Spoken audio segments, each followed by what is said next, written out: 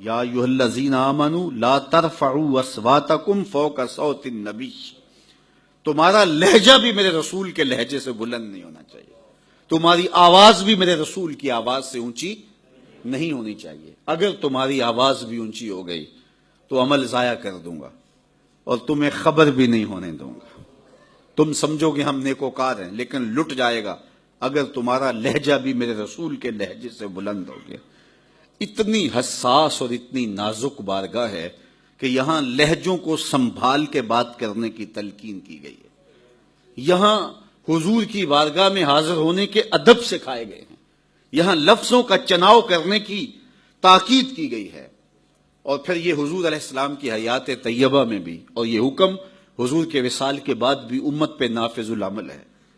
حضرت صائب بن یزید کہتے ہیں کہ میں مسجد نبوی کے گوشے میں بیٹھا تھا تو کسی نے مجھے کنکر مارا، میں نے پلٹ کے دیکھا تو وہ حضرت عمر رضی اللہ تعالی عنہ تھے، تو میں اٹھ کے ان کے پاس چلا گیا۔ میں نے ان کو کہا کہ اے امیر المومنین، آپ نے مجھے کنکر کیوں مارا ہے؟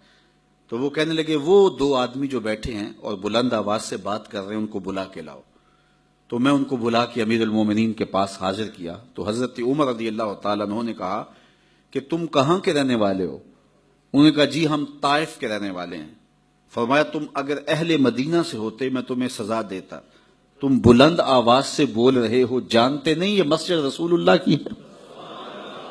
تو یہاں تو اپنے لہجے کو بھی پست رکھنا پڑتا ہے۔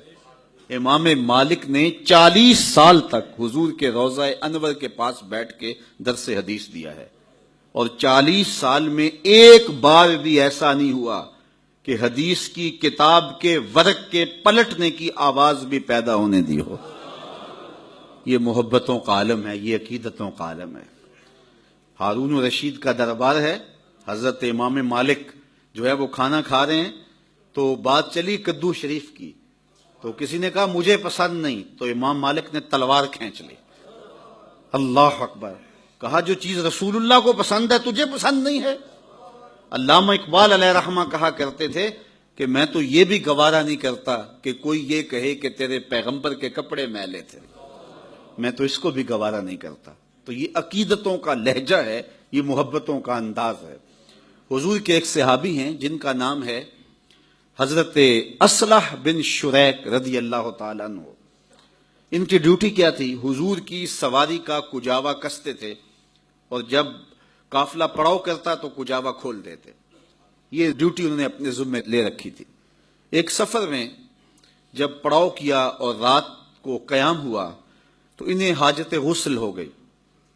صبح یہ پانی گرم کرنے کے لیے کہیں سے لکڑیاں لائے، کیونکہ شدت کی سردی تھی اور پانی بہت ٹھنڈا تھا۔ تو جب قافلے کے کوچ کے لمحے قریب آ گئے تو صائب بن یزید رضی اللہ تعالیٰ عنہ نے ایک صحابی سے کہا کہ ایسے کرو، انصاری صحابی سے، کہ آج حضور کی سواری کا کجاوا تم کس دو۔ انہوں نے حضور کی سواری کا کجاوا کس دیا، اور یہ غسل کر کے اپنی سواری کو تیز تیز دوڑا کر کے قافلے کے ساتھ شامل ہو گئے۔ جو ہی ان کی سواری حضور کی سواری کے قریب آئی تو آقا کریم علیہ الصلوۃ والسلام نے دیکھا اور مسکرائے۔ جس کی تسکین سے روتے ہوئے ہنس پڑیں، اس تبسم کی عادت پہ لاکھوں سلام۔ تو حضور مسکرائے اور فرمایا اصلح، آج کجاوا بدلا بدلا سا لگتا ہے، تمہارے ہاتھ کا کسا ہوا نہیں لگتا۔ عرض کی حضور میں نے کسا بھی نہیں ہے۔ تو فرمایا تم نے کیوں نہیں کسا؟ عرض کی حضور میں طہارت پہ نہیں تھا، اور میں یہ گوارا نہیں کرتا کہ جن لکڑیوں نے آپ کے بدن کو چھونا ہے ان کو بے وضو ہاتھ لگاؤں۔ یہ عقیدتوں کا روپ ہے، یہ محبتوں کے رنگ ہیں جو اہل محبت کو ہم دیکھنے کو ملتے ہیں، اور حضور علیہ السلام کے لیے یہ امت کے جذبات ہیں۔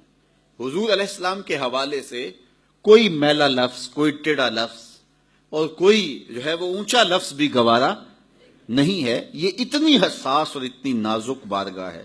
عزت بخاری کا شعر ہے، اقبال نے اپنے کلام میں درج کیا، ادب گاہیست زیر آسماں از عرش نازک تر، نفس گم کردہ می آیت جنید و با یزیدی جا۔